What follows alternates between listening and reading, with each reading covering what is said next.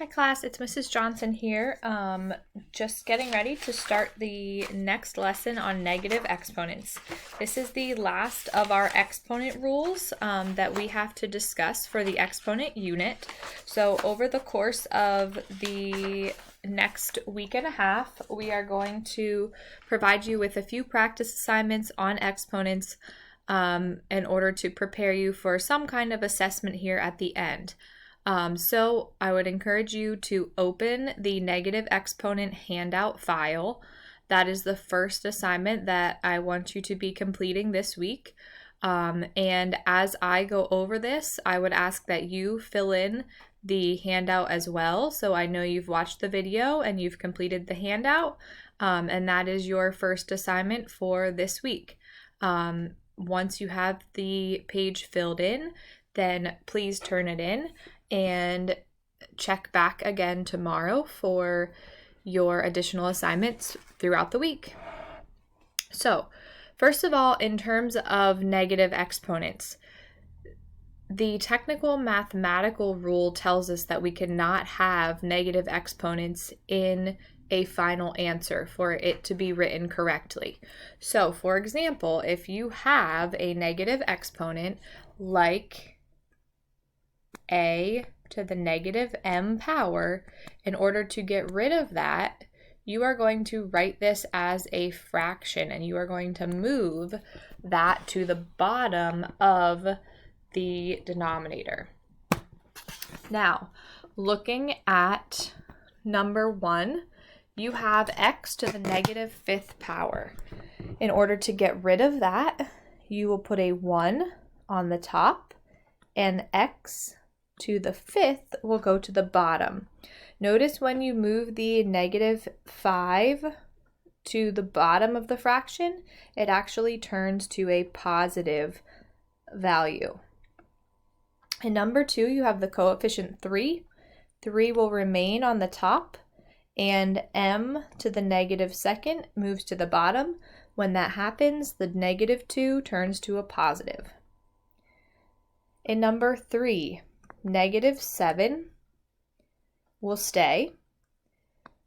A has a negative 4 with it, so that has to move to the bottom of your fraction, and b to the 3rd is positive, so that will stay on the top.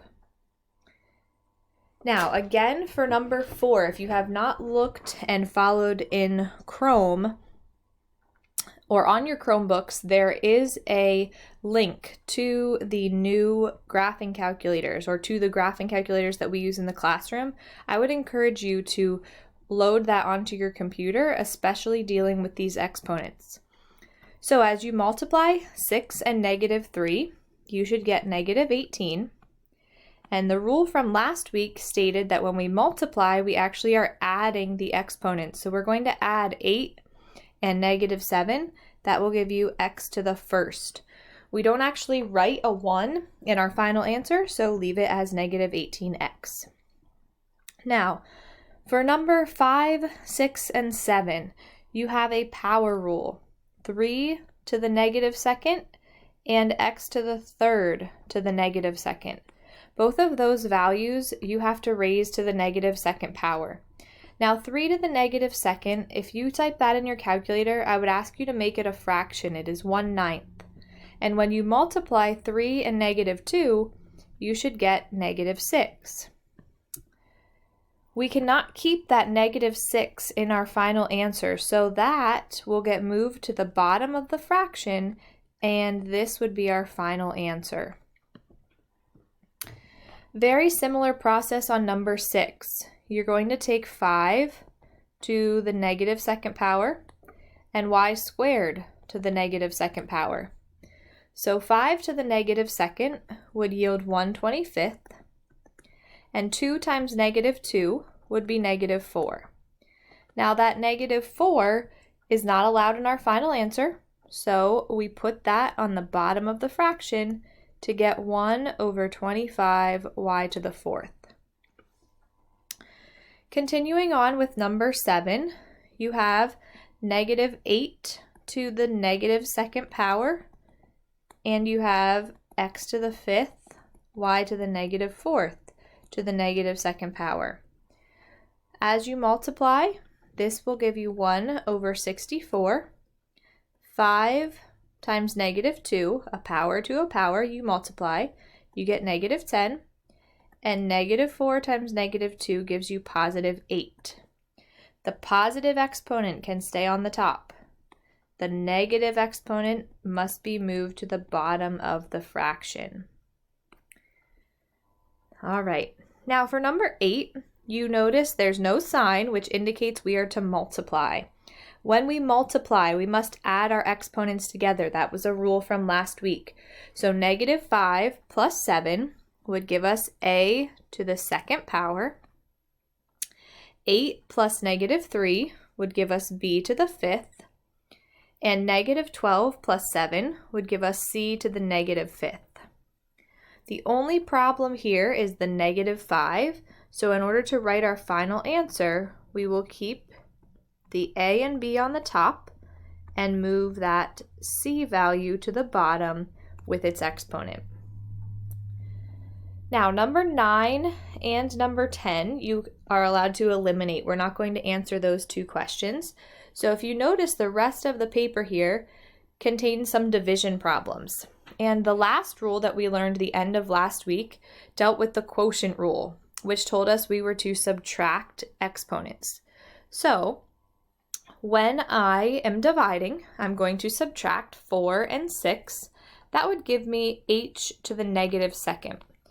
Our new rule tells us we're not allowed to keep that negative exponent, so we're going to move that to the bottom of our fraction. Same idea in number 12. You have negative 2 minus 7. That would be k to the negative ninth, or 1 over k to the ninth. Now, from 13 on, you'll notice you have coefficients here. So 14 divided by 7, you actually divide the coefficients, that would equal 2. As you subtract the exponents, notice you have 4 minus negative 2. This really turns into an addition problem. So 4 plus 2 would give you w to the 6th power, and that would remain as your final answer because the exponent is positive. For number 14, negative 24 divided by 3 is negative 8, and 5 minus a negative 2 is a positive 7. Again, when you're subtracting a negative, it turns into a positive value, which is where I got the 7 from. In number 15, the b squareds, 2 minus 2 is 0. So the b actually eliminates from this answer. Remember, there's a 1 after the plane c, so 1 minus 5 would yield c to the negative 4th power. This then has to be moved to the bottom of the fraction and turns into a positive when you do that. Okay, the last row, number 16 through 18, you can actually cross off 19, 20, and 21. As long as you can answer 16 through 18 here, I think you'll be in good shape. So again, use that subtraction rule. 4 minus 2 would give you x to the second. Negative 3 minus 2 is y to the negative 5th.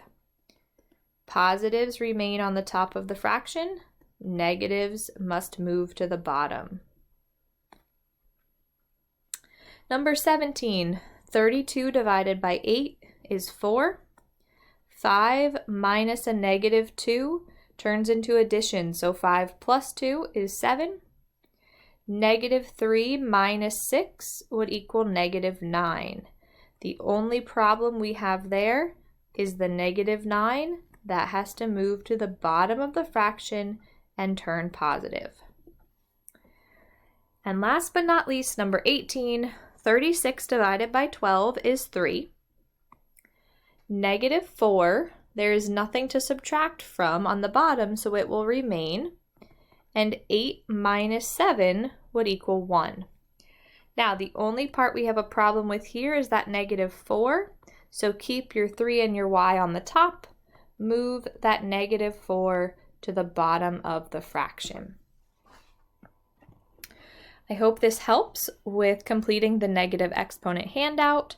I would ask that once you have 1 to 18 finished to please turn this in so I can see your efforts on this assignment this week. If you have any questions, please remember you are more than welcome to email me throughout the day or the weekends, and I will get back to you as soon as possible. Thanks. Have a good day.